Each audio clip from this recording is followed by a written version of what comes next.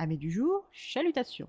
Pour les petits nouveaux, moi c'est Sekhmet, et je vous souhaite la bienvenue dans mon podcast littéraire. Dans mon émission, je vais tenter 3 fois par semaine de vous donner envie de découvrir des livres de tout poil, récents et moins récents. Alors, si ça vous tente, c'est par ici la suite.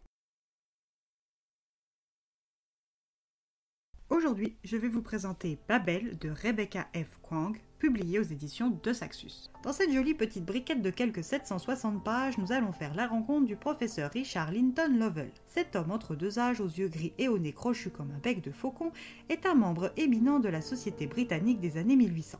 Le professeur Lovell est une sorte de mur émotionnel dont rien ne transpire, ce qui est dans certaines situations un avantage, mais quand il s'agit de donner confiance à un enfant d'une dizaine d'années fraîchement devenu orphelin de mère, c'est plutôt un handicap. Cela dit, comme c'est dans sa nature et qu'il se convient ainsi, seuls les interlocuteurs peuvent être dérangés par son comportement lisse, calculateur et froid. Le jeune garçon atteint du choléra en face de lui va vite la pendre et à ses dépens. Richard, qui revient d'un voyage de 15 jours à Macao, arrive juste à temps pour lui sauver la vie grâce à une barre d'argent qu'il pose sur sa poitrine. Cette magie, qui en réalité est une science, s'appelle l'argentogravure. Sur une barre d'argent pure, une personne maîtrisant au moins 2 langues en plus du latin et du grec ancien doit graver 2 mots de même signification dans les 2 langues maîtrisées. La barre, qui possède de par elle-même des gènes caractéristiques particulières, va ensuite capter le sens perdu des mots gravés et le réaliser une fois prononcé à haute voix. Cette barre est souvent comparée à un talisman. Une fois remis sur pied par Madame Piper, la gouvernante écossaise ronde et chaleureuse du professeur Lovell, notre petit orphelin se voit convoqué dans le bureau du professeur. Ce dernier propose au jeune cantonais 2 options. La première est de quitter Canton avec lui et Madame Piper pour Londres dans sa propriété de Hampstead, où il recevra une éducation riche dans le but d'intégrer la prestigieuse université d'Oxford dans le projet de devenir traducteur et argentograveur. Ou il peut choisir de rester seul et démuni à Canton, avec pour seule perspective d'avenir la mendicité et le travail précaire des docks. Le gamin de 10 ans qui a toujours connu la vie près de l'eau n'hésite pas longtemps, surtout que l'épidémie de choléra ne lui a pas retiré que sa mère, mais aussi sa gouvernante préceptrice, mademoiselle Elizabeth Slale, dite Miss Betty. Après une rapide réflexion, il comprend que non seulement il est seul au monde, mais qu'il doit son savoir actuel à cet inconnu austère. Le petit choisit la première option et accepte de devenir le pupille officiel du riche anglais qui tenait déjà ce rôle officieusement depuis 7 ans au moins. Après une traversée de plusieurs semaines en bateau, le petit cantonais rebaptisé Robin Swift arrive dans le village d'Hampstead à quelques kilomètres au nord de la capitale anglaise. Son nouveau domicile pour les 6 années à venir est une maison de 3 étages en briques rouges pâles et stuc blanc, entourée d'une généreuse ceinture d'espace vert bien entretenu.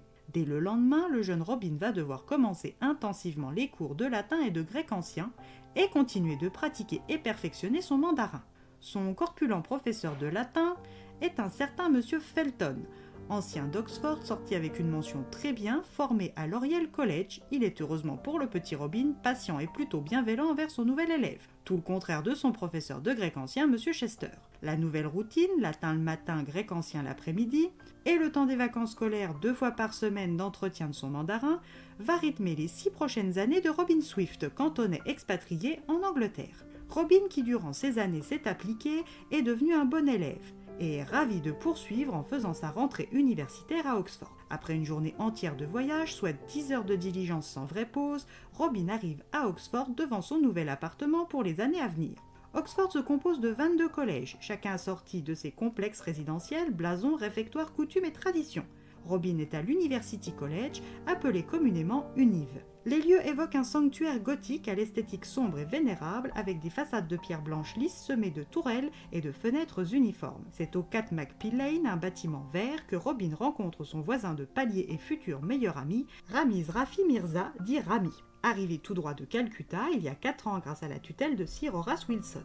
Il parle l'arabe, l'ourdou, le perse, le latin et le grec ancien bien sûr. Dans leur résidence du 4 nouveaux colocataires font leur entrée. Colin Thornhill, un futur homme de loi, Bill Jameson, potentiel chirurgien, et les jumeaux Edgar et Edward Sharp, officiellement en 2e année de lettres classiques, officieusement présents pour l'expérience de la vie estudiantine. Au vu de leurs origines et de leur statut social, il est peu probable que des liens d'amitié sincères ne se tissent entre ces 4 Anglais bourgeois et nos 2 immigrés. Le jour de la rentrée scolaire sonne et la découverte des 2 membres de leur cohorte finit de les épater. La première est une haïtienne prénommée Victoire Desgraves qui pratique le français et le créole, en plus du latin et du grec ancien obligatoires pour être étudiant à Oxford. Et la seconde est une certaine Laetitia Price, dit Letty, anglaise pure souche, pratiquant le français et l'allemand. Le professeur Jérôme Pläffer, président de la faculté, va leur présenter l'institut qu'est Babel. Cette tour de 7 étages abrite des bibliothèques, des salles de cours, des réserves d'argent et au sommet l'atelier d'argentogravure. Leur première année commence sous les meilleurs auspices, bien qu'exigeante et chronophage. Quand une nuit, Robin doit, pour rendre service à Rami, retourner à Babel récupérer un carnet de notes, il tombe nez à nez avec un groupe de voleurs de barres d'argent en difficulté. L'un des membres lui ressemble trait pour trait en plus âgé et il décide, il ne sait pourquoi, de les aider. Quelques jours plus tard, Robin fait la connaissance de Griffin Harley et de la société secrète Hermès. Cette découverte va tout changer dans sa vie d'étudiant reconnaissant.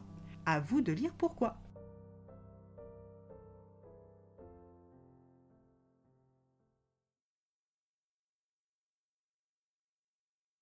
Un roman passionnant, dense, étayé, dynamique et jamais bourratif. Des personnages que l'on découvre au fur et à mesure, une toile d'araignée qui se dévoile petit à petit et qui donne envie de s'y plonger toujours un peu plus. Et bien voilà, j'en ai fini pour aujourd'hui. J'espère que cet épisode vous aura plu et vous aura donné des nouvelles idées de lecture. Si vous souhaitez découvrir d'autres petits bonbons littéraires tout droit sortis de ma bibliothèque, je vous retrouve le mardi 4 juin prochain pour un nouvel épisode. Et si d'ici là je vous manque de trop, vous connaissez le chemin sur Instagram, @leslectures de Sekhmet. Sur ce, chalut les amis et à la prochaine!